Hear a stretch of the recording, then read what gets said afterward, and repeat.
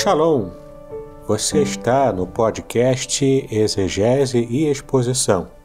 Exegese on demand para você. Aqui é o Davidson Bignon. Eu sou mestre em Ciências da Religião, professor de Exegese Bíblica no seminário, pastor congregacional e também publisher editorial. Eu ajudo pastores e líderes cristãos a fazer estudos bíblicos na igreja sem ter problemas com interpretações erradas. Então, se você está pensando em compreender a sua Bíblia com segurança, não deixe de assistir a mais episódios como este aqui. Muito bem, então assine o canal, acione o sininho, curta, comente e também compartilhe. Você poderá me dar uma força me ajudando a ampliar o alcance com os estudos bíblicos de qualidade na internet.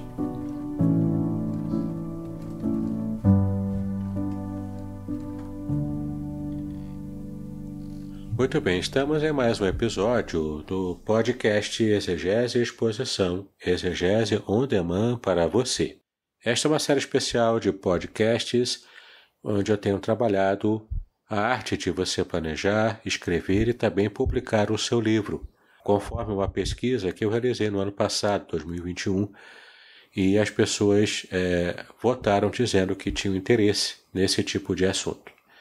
Tratei até agora de como você planejar o seu livro usando o método PDRAM e também o modo de planejar o seu livro. E depois que tratamos dessa parte de planejamento, também falamos aqui no episódio anterior sobre como você escrever o primeiro tratamento do seu texto, capítulo por capítulo. Ou seja, uma escrita fluida, sem preocupação com estar de fato fazendo revisão ou algo assim. Muito bem, vamos começar a falar no episódio de hoje sobre o segundo tratamento do texto, que é tratar justamente do texto já buscando uma parte mais técnica, com revisão. E também vamos falar da técnica do copydesk, que eu vou explicar para você daqui a pouquinho. Mas antes eu quero convidá-lo a conhecer meu livro Revelações Originais do Salmo 23. Ouça o que o testemunho a seguir tem a dizer sobre esse meu livro. Bom dia, pastor Davidson. Tudo bem? Que a graça e a paz do Senhor esteja sobre sua vida. Amém? Rapaz, eu acabei de ler aqui o seu livro, né?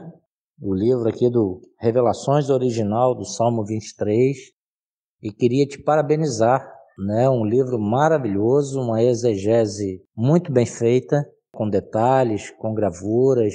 O senhor está aí de parabéns. Não é à toa que o senhor é o nosso mestre lá no Seminário Congregacional de Niterói. Está de parabéns, tá? Ficou muito bom, tanto o próprio livro, encadernação, material, todo, né? A paginação dele, ficou muito bacana, tudo com muito bom gosto. Estou só te mandando a mensagem aí para te parabenizar por esta obra fantástica. E todos aos que eu puder, eu vou recomendar a leitura, né? Essa exegese, essas revelações no Salmo 23. Tá? Abençoou muito a minha vida, né? Tenho certeza que vai enriquecer as minhas pregações quando eu estiver falando aí no Salmo 23. E no capítulo 3, né? No terceiro capítulo aqui do livro, eu me lembrei ali do meu TCC, né? Onde o Senhor faz citação ali a João 10 e 11, trazendo ali, né? O significado de vida, significado ali de abundância, né? Eu me lembrei ali do TCC, né? Que foi justamente em cima aí de João 10. Tá bom, meu pastor? Mas queria aí te parabenizar mais uma vez pela excelente obra. Vindo do Senhor não podia ser diferente, né? O Senhor faz tudo aí com zelo, com carinho, e tenho certeza que faz para a honra e glória do Senhor. Um abraço e já estou esperando o próximo. Muito bem, se você ficou interessado em conhecer o Salmo 23 em todas as nuances da revelação original na língua hebraica, eu te convido a baixar a degustação gratuita no meu livro, no site www.contextualizar.com.br. Além de conhecer meu livro, eu também convido você a conhecer o trabalho editorial da editora Contextualizar. E você poderá ter acesso a um serviço de qualidade na edição e publicação do seu livro. Caso você tenha interesse, então, faça contato. Eu terei prazer em enviar para você a nossa proposta editorial. E você vai ver como é simples e fácil publicar um livro com a editora Contextualizar. Muito bem, começando então o nosso episódio de hoje, estamos falando sobre o segundo tratamento do seu texto. No primeiro tratamento, você escreveu apenas preocupando em escrever de modo fluido. Ou seja, escrever sem preocupação com revisão, sem editoração, sem nada. Só escrever tudo que vem na sua cabeça diante do seu planejamento. Com esse primeiro tratamento pronto, ou seja, todos os capítulos feitos, tudo prontinho, você vai agora fazer o segundo tratamento do texto, que é justamente procurar ler o que você escreveu de modo crítico, ou seja, você vai fazer a edição do seu texto. Você vai, então, retirar coisas que você colocou demais, você vai ajustar o texto para que fique numa linguagem mais apropriada ao livro, seja simplificando a linguagem que ficou rebuscada, seja colocando um pouco mais de formalidade, onde você ficou muito informal, enfim, você vai produzir o seu texto de modo a que fique mais a contento de acordo com o resultado final que você deseja. Essa é a parte, então, da edição. Você vai revisar o texto se achar algum erro de língua portuguesa, ou se você achar algum erro em algum detalhe, por exemplo, em algum versículo que você colocou, e você ou colocou o versículo errado, o capítulo errado, ou você colocou o texto do versículo também diferente, numa versão diferente que você pretende usar. Isso tudo você vai ver nessa fase, no segundo tratamento do texto. Você vai ver detalhes do livro. Você vai procurar literalmente erros. Você vai fazer esse trabalho do chato, né? Aquele que fica procurando erros para consertar. Se você perceber que há alguma frase que você colocou que não ficou muito clara, refaça essa frase. Ou se você apenas citou de modo en passant, né? De modo muito em passagem, sem detalhar alguma coisa, algum exemplo, você vai procurar agora, nessa fase, também explicar melhor o que você deixou muito vago no texto. Também, se você pretende usar frases, né, de citações de autores, frases como epígrafes, né, é agora que você vai colocar também no segundo tratamento. Vai procurar as epígrafes que você achar interessante e colocar lá no início do capítulo, se for esse o caso. Se você pretende usar versículos bíblicos para começar os capítulos, também é agora que você vai separá-los e colocá-los lá adequadamente, tá bom? Então, revisar bastante, com modo muito crítico, nesse segundo tratamento do texto. E além dessa revisão, você vai fazer uma técnica também chamada de copydesk.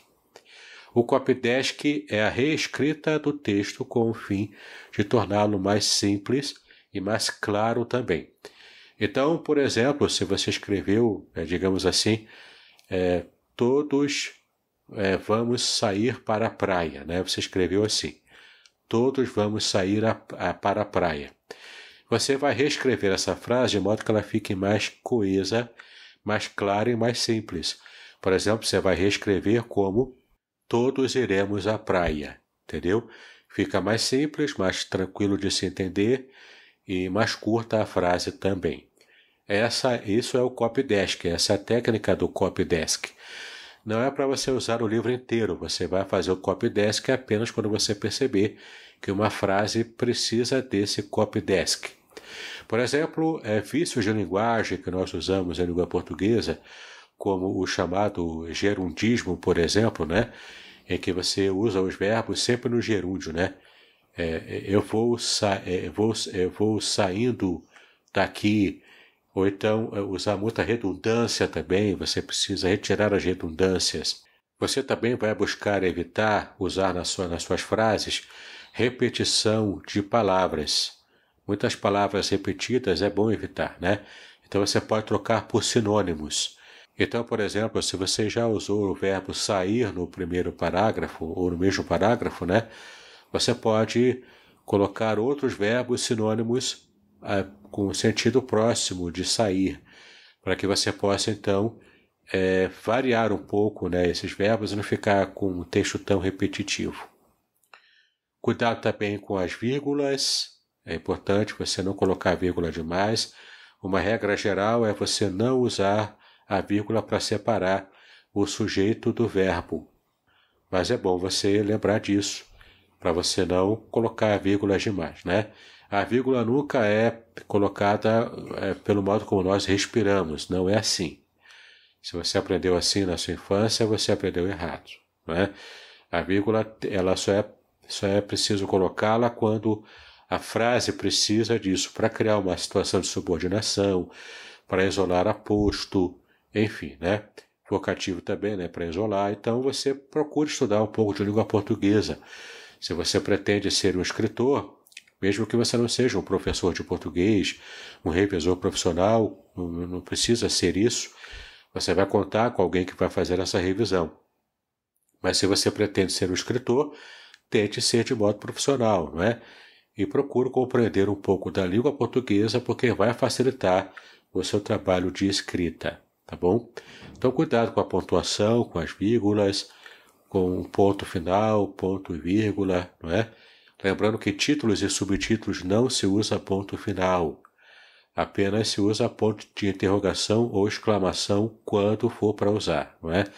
Se não tiver que usar exclamação ou interrogação, não coloca ponto nenhum no final de um título ou de um subtítulo, não é?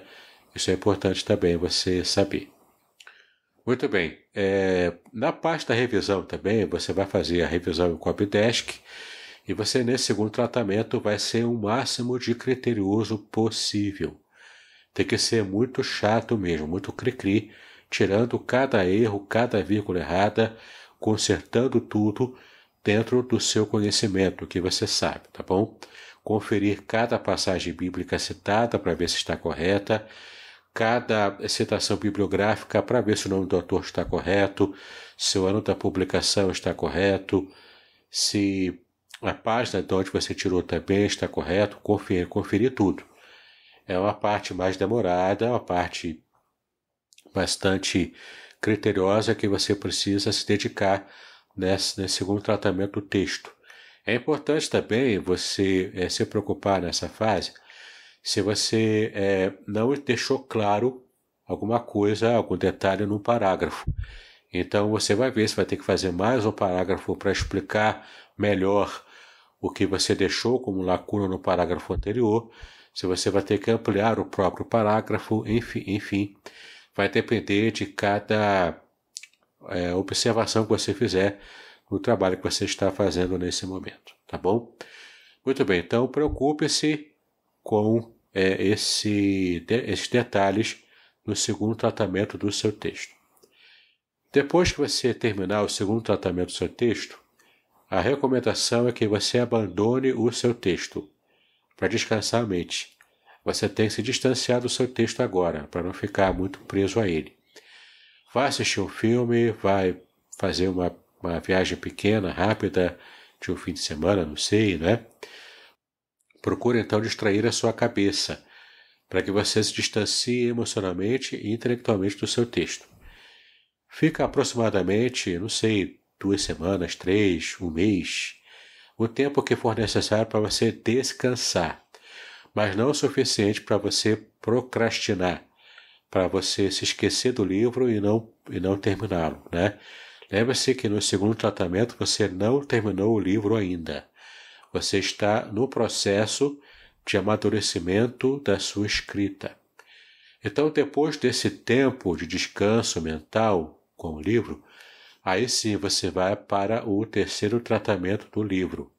Você vai reler todo ele, já distanciado, já com a mente um pouco que, entre aspas, esquecida do livro, não é? E você então vai fazer uma terceira leitura, também criteriosa, tentando ver detalhes, mas agora com menos critério do que do segundo tratamento, porque agora o seu trabalho é ver a coesão geral do livro. Então, se você citou um detalhe no capítulo 1 e prometeu que no capítulo 2 ia tratar, e você escreve o capítulo 2 e não tratou, então agora é a hora de você consertar isso.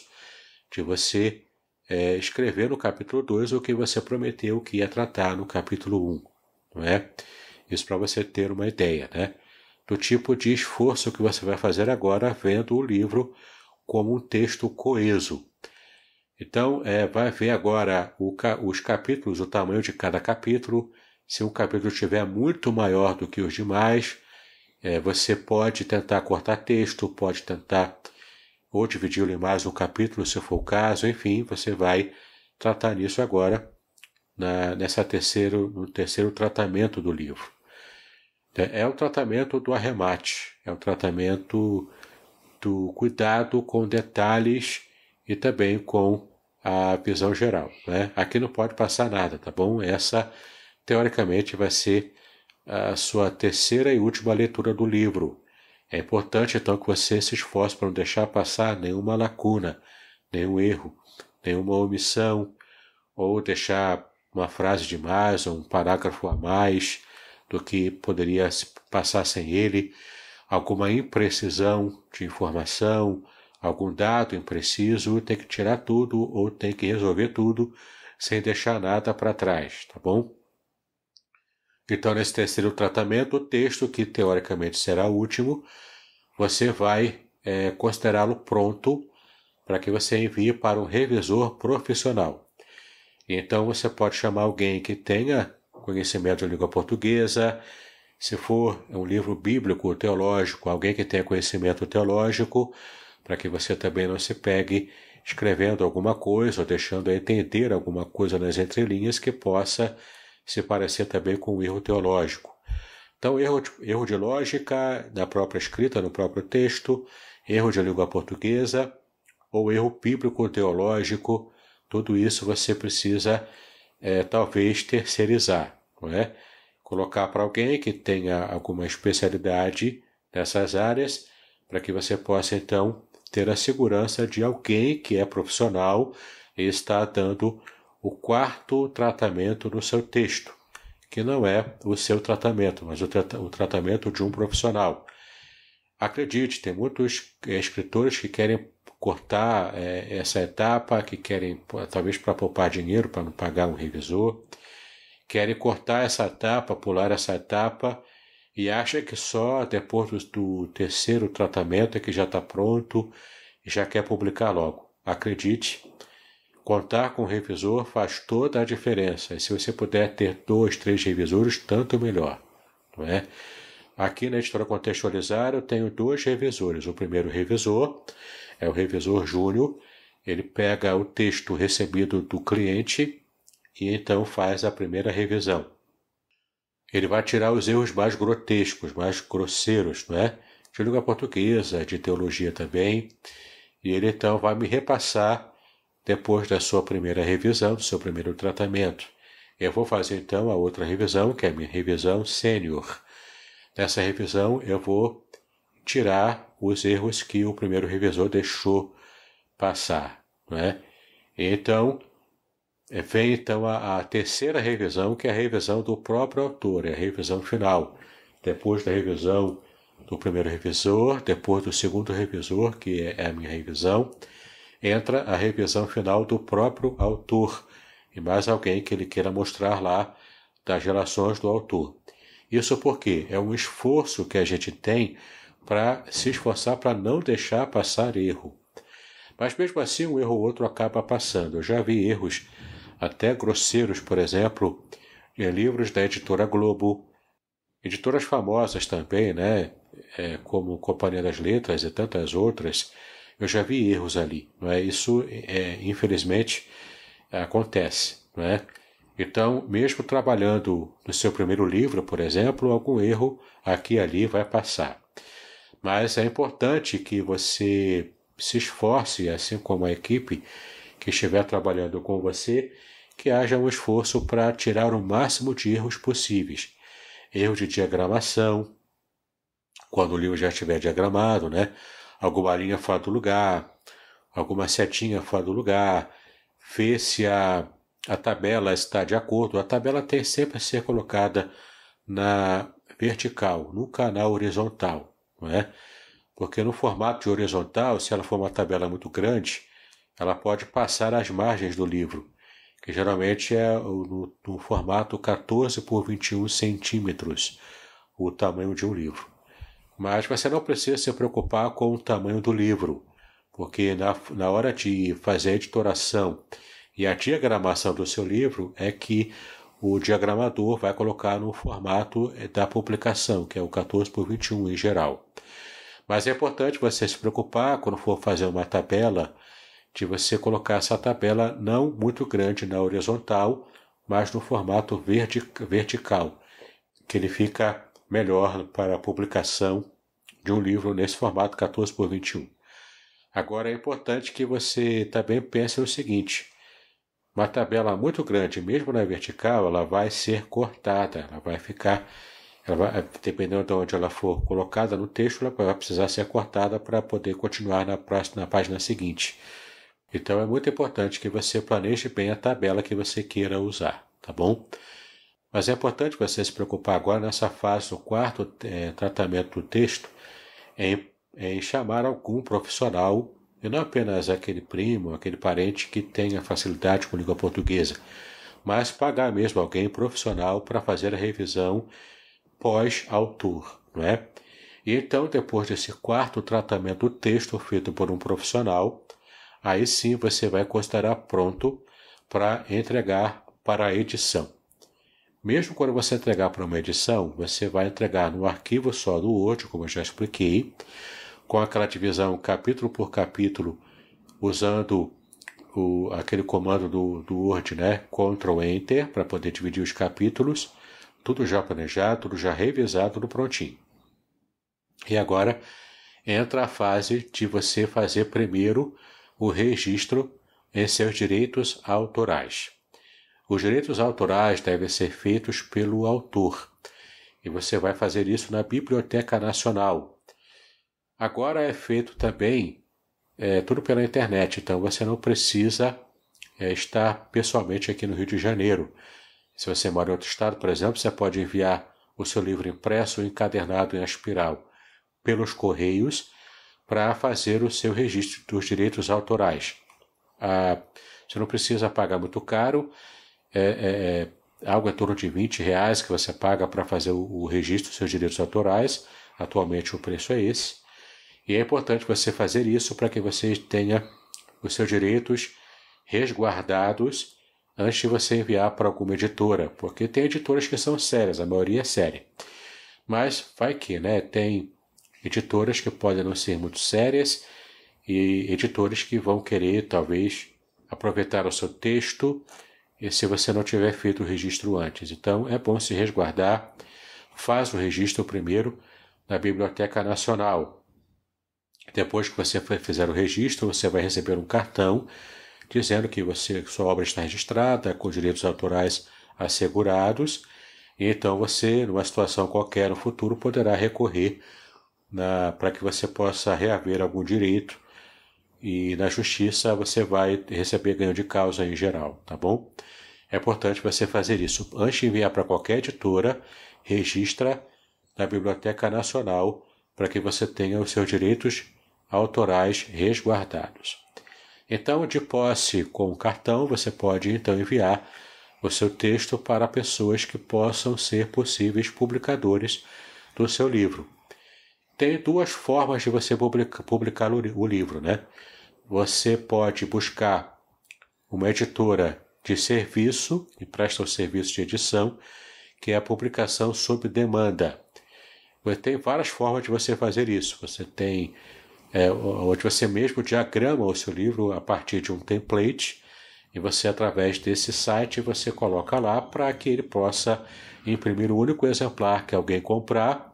Então você não gasta dinheiro nenhum com a impressão do livro, mas a pessoa que está comprando é que vai pagar o valor da impressão e mais o valor dos seus direitos autorais, que em geral ficam lá no sistema da gráfica que você escolheu, da gráfica sob demanda que você escolheu, E então vai acumulando os valores até chegar a certo nível, a certo valor, e você pode solicitar o resgate.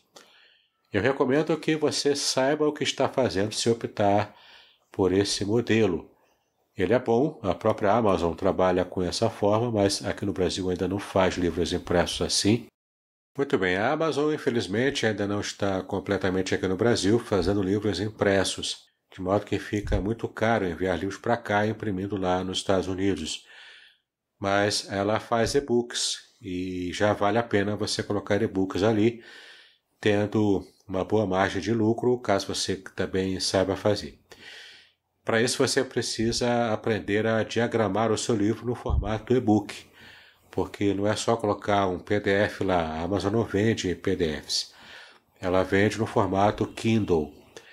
É um formato específico e esse serviço também prestamos na editora Contextualizar.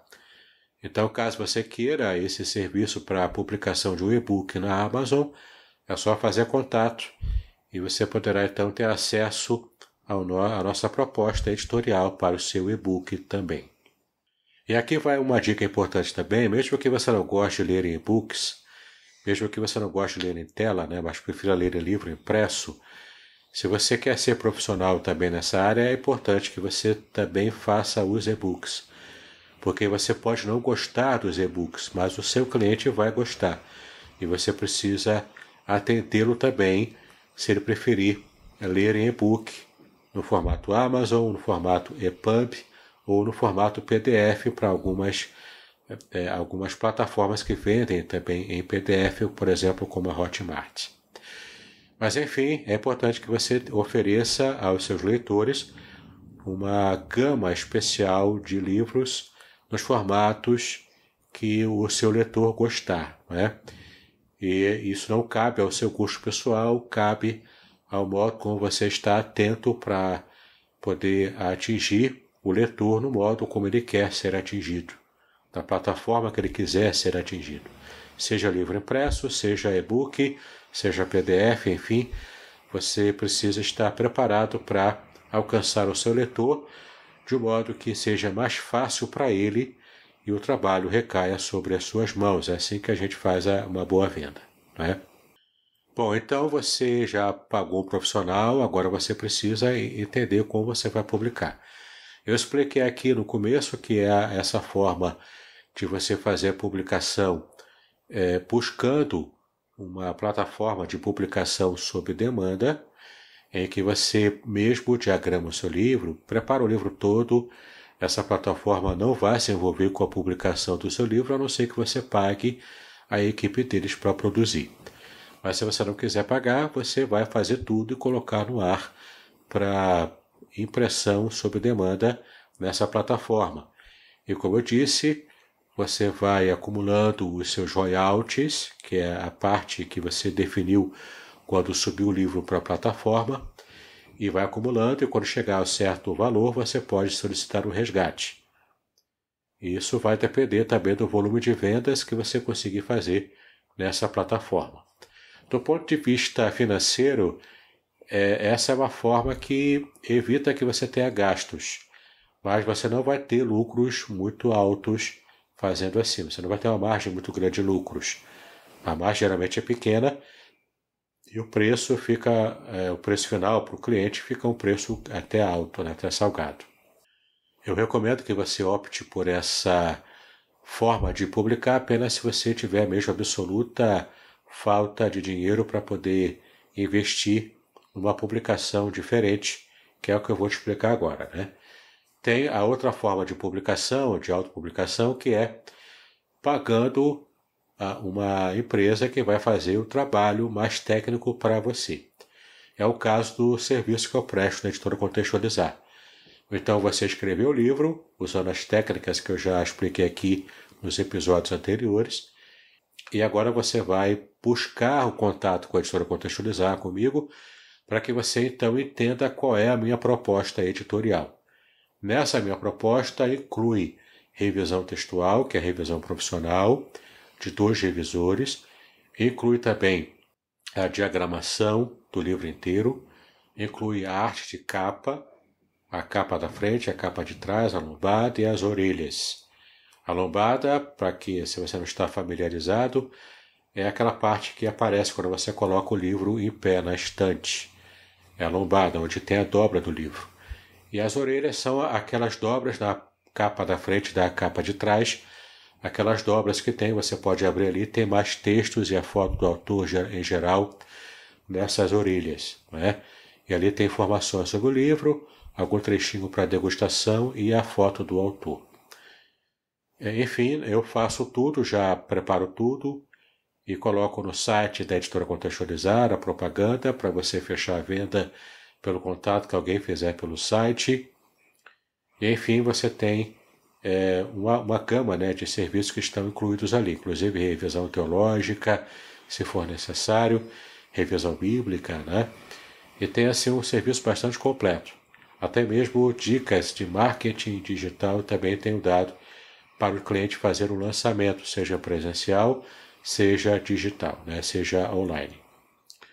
Muito bem, então você vai procurar nessa fase um serviço de gráfica que vai te dar as orientações de como você fazer, de como vender, enfim.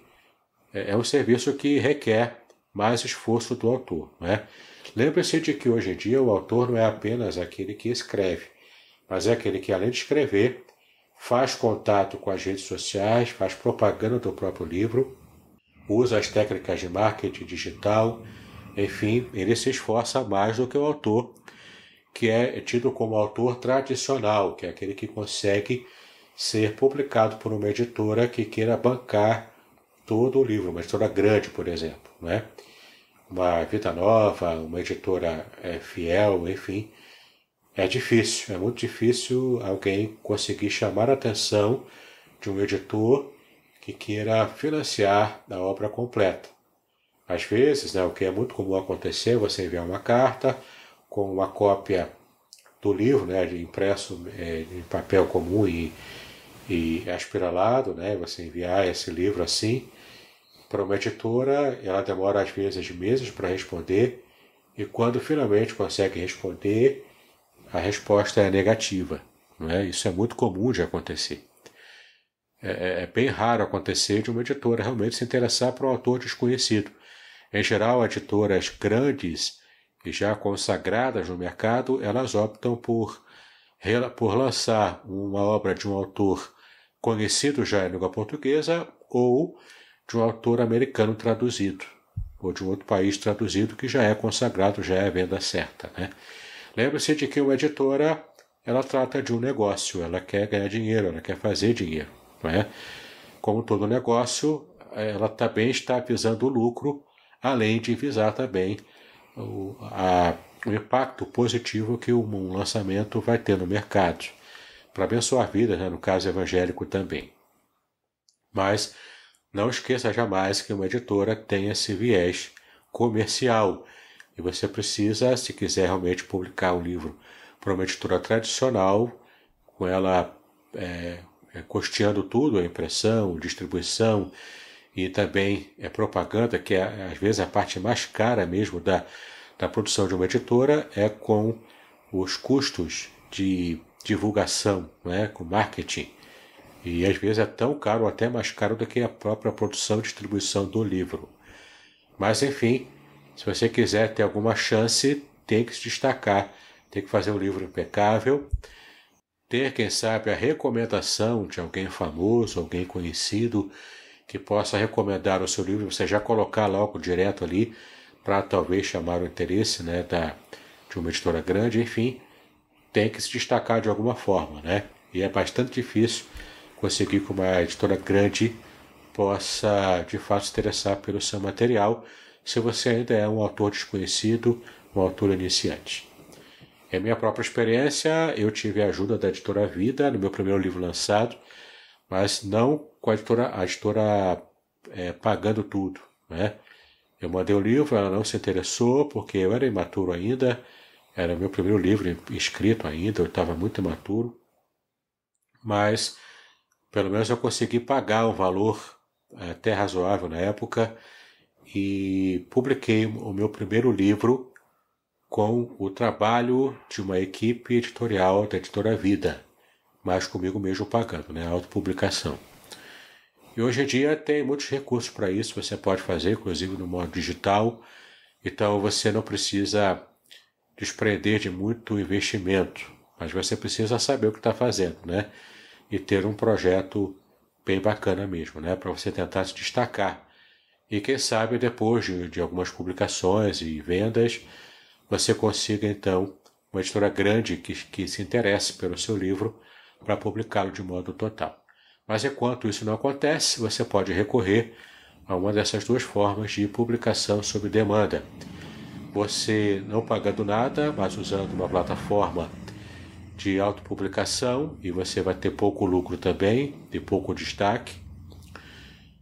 E você também pode pagar o serviço de uma empresa, como a Contextualizar, que vai produzir todo o seu livro e vai deixá-lo na sua mão, impresso, prontinho, para você apenas comercializar e fazer a propaganda.